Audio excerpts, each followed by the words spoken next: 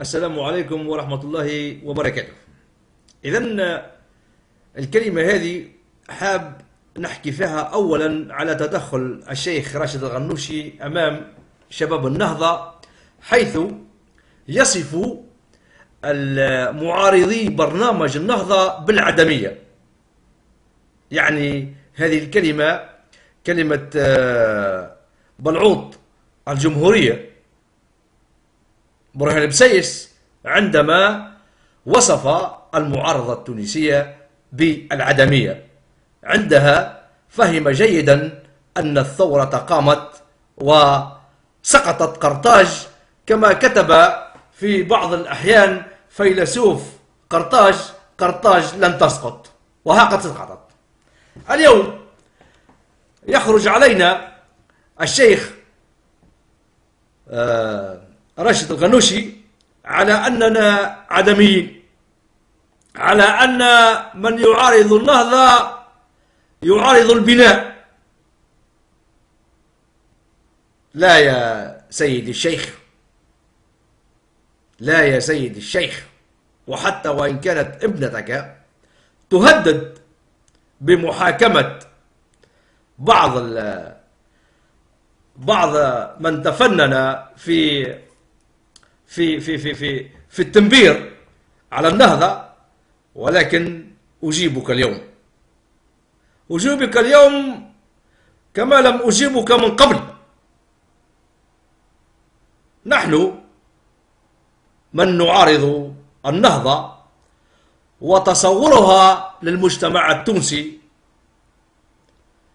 لنا أياد بناءة، وتحداك أنت ومن معك من مهندسي النهضة وعلمائها ودكاترها جميعا، أتحداك إن كنت وضعت حجرا واحدا في الثورة التونسية، فأنت سيدي الكريم أب الهزيمة التونسية من 79 إلى ما بعدها، وأنت تبني الهزيمة بعد الهزيمة، ولن نتركك تبني هزيمة أخرى ما بعد الثورة. واعلم جيدا أن عملية البناء لا تعني عملية ترميم نظام الشابع من نوفمبر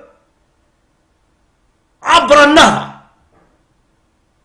بل ما طالب به الشعب التونسي هي إعادة البناء وليس الترميم. ما تقوم به أنت اليوم هو ترميم للمنظومة القديمة، حيث لم نرى ولو أوريجيناليتي واحدة في الحكومة نتاعك اللي حاطها جديدة،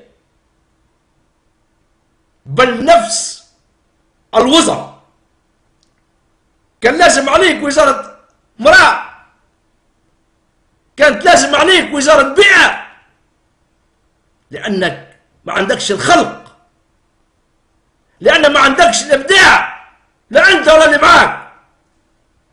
وأتحداك مرة أخرى بهذه المشاريع التي يطرحها ضباط الثورة التونسية. أولا، والرسالة هذه موجهة إلى السيد وزير الثقافة، أما فيما يخص قصور الرئيس المخلوع فأتوجه إليكم بهذا المشروع حتى تثبتوه، ولا كما يقول الدكتور منصف المرزوقي على أنه ناوي أن يبيعهم. لن يباع شيء. وأطرح عليكم ما أقول، القصور متاع رئيس الجمهورية يتبدلوا إلى سيركوي توريستيك رويال، خلي العالم يتفرج اش عملت الدكتاتورية.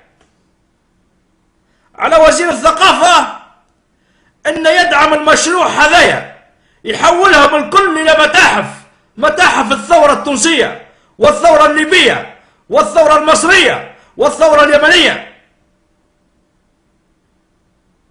جيب دكاترة في التاريخ وجيب الفنانين والمصورين حتى أنهم يصوروا الملحمة اللي خدمها الشعب التونسي. حط فيهم تصاور الثوار والشهداء، خدم فيهم الناس البطلة. وعلاش لا ما يكونوش مورد رزق متاع الشباب تالا والقصرين وسيدي بوزيد؟ على الأقل عندك 400 إلى 500 بوست اي بور توجور. وهكذا نكونوا قد عملنا مشروع وطني للعالم حتى يجي يتفرج بالصور الحية على ما قام به الشعب التونسي، وتبقى الشيء هذايا للجنراسيون القادمة. هذا مشروع حتى نعلم الشيخ راشد الغنوشي كيف يبني. أما المشروع الثاني فأتوجه به إلى السيد وزير الاتصالات. سيدي الوزير، وحتى إن كنت مع النهضة أو لم تكن مع النهضة فأني لا أعرفك شخصيا، ولكني أطرح عليك مشروع جديد في تحدي صارخ لكل مهندسي النهضة. تونس مستحقة إلى ريسو ترستر جديد نتاع التليكوم بازي على الفيبر اوبتيك والكابل كوكسيال.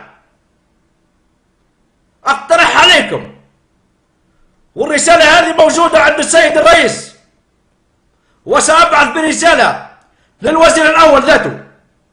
المشروع هذايا قادر يخدم أكثر من 20,000 خدام، قادر يخدم المهندسين البطالة الكل، على أن تونس يولي عندها ريزو جديد، مش ريزو تريجي تيليكوم اللي ماهوش قادر يعطيك 2 ميجا بيت. احنا قادرين نعطوك من النهار الأول 20 ميجا بيت إلى 50 ميجا بيت. سيدي الوزير، المشروع هذايا تخدم في 93 وقت اللي كانت العصابة شادة وزارة التليكوم. اليوم أعود إليكم من جديد حتى يتعلم راشد الغنوشي مع من يتحدث. يقول علينا عدميين وهو العدم نفسه. المشروع الثالث إلى السيد وزير التجهيز.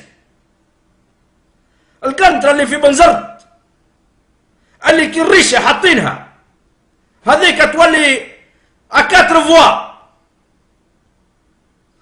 القنطرة هذيك مشروع قادر يخدم لك عدة مهندسين وعدة خدامة ويحرك الدولة الاقتصادية وتزيد في الانفراستركتور.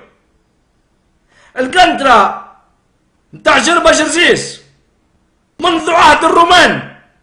تونس الاستقلال ما نجمتش تعمل قنطرة كيفها. لما لا اليوم انك تجيب الناس البطالة المهندسين البطالة؟ علاش ما يعملوش قنطرة الثورة بين جربة وجرزيس أكاتر فوا أخرى؟ علاش الترانسبور من الجنوب للشمال ما يمشيش بالبحر؟ لازم يكون ترستر. علاش ما تحلش خط بحري يدور من جربة جرزيس صفاقس فتونس؟ نزيدك المشاريع يا سي راشد الغنوشي. ثم مشاريع أخرى تفوق طاقة الاستيعاب متاعها 50,000 خدام متواجدة عند الدكتور منصف المرزوقي. وسترى عما قريب من باستطاعته البناء. أنت لا تستطيع البناء، فالأيادي المرتعشة لم تستطع يوما بناء شيء، ولذلك فلتسحب كلامك واعرف مع من تتحدث، فأنت لم تكن يوما في الثورة وقد بعت الثورة، ولن نتركك تمر إلا على جثثنا. هنا قاسم يحدثك ويقول لك الأيام بيننا، سأنزع عنك كل ما أردت أن تقدمه غلطا للشعب التونسي. السلام عليكم ورحمة الله وبركاته.